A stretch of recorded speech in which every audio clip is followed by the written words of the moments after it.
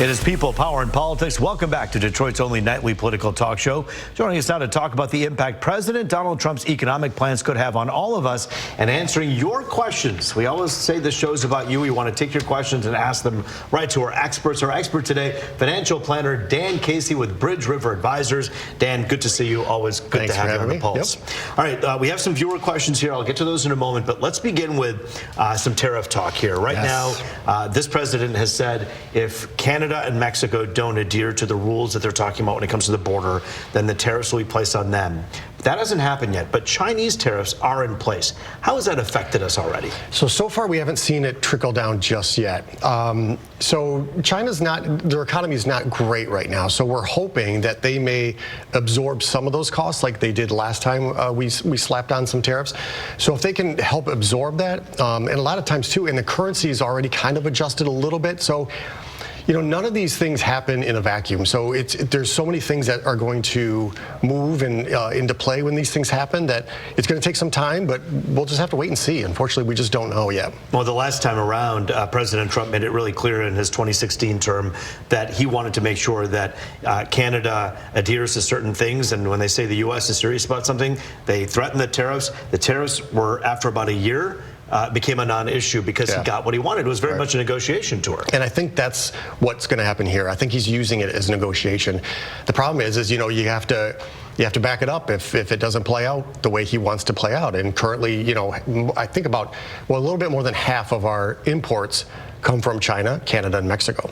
70% of our crude oil comes from Canada and Mexico. So those are the two big ones. So we'll just have to wait and see how it comes to play, and if it does happen, and how we adjust accordingly. What about the auto industry? Of course, so much of what we depend on here. Talk about that for a moment. Yeah, we're going to unfortunately be hit probably the most, especially with the steel tariff. So, and again, it's going to be a fluctuation, it's going to be an adjustment, and we'll just see how it works. Last time this happened, like we've discussed before, the administration after Trump kept the tariffs.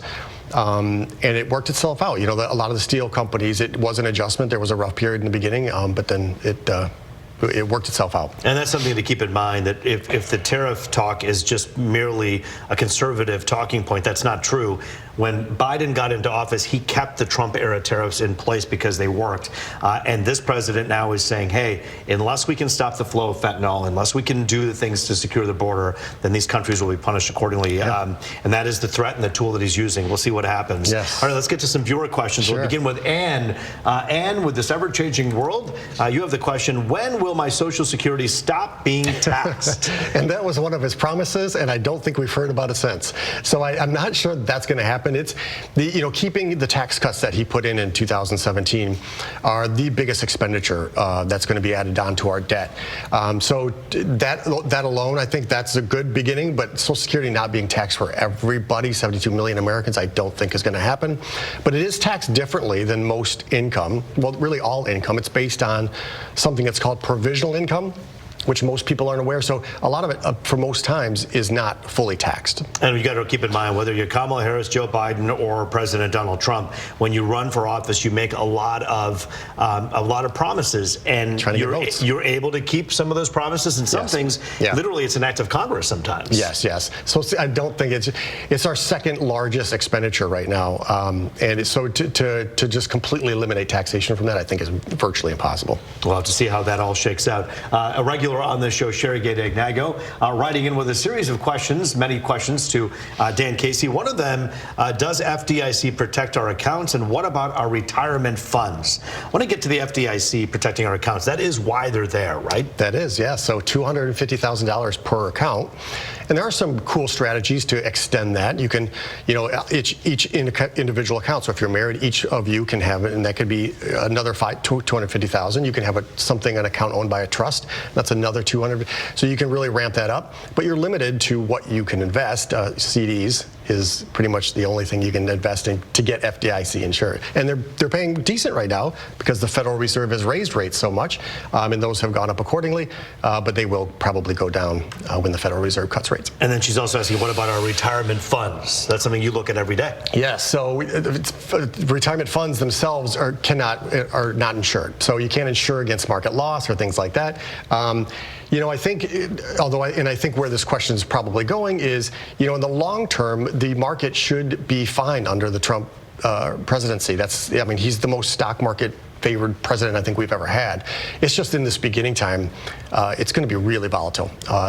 Last time I don't know, it was last time I was on your show, but when right after the election, you know, the market jumped up the highest it ever did after a president was elected, and really we're only 1% higher than that point at this point. So it's gone up and down and up and down. So we'll see where it. And the volatility comes from a lot of the other things that are happening with the administration. But we have to remember that so many people voted with their pocketbook, and they said, was I better off under Trump than I was under Biden? And so they made their decision based on that. Yes. And the economy was strong in 2016 through 2020 before COVID. Yes, yes, and even under the Biden administration. But a lot of people say, you know, well, you pump that much money into the market and or into the economy, and the economy will do very well because there's so much liquidity, it's so much slushing around.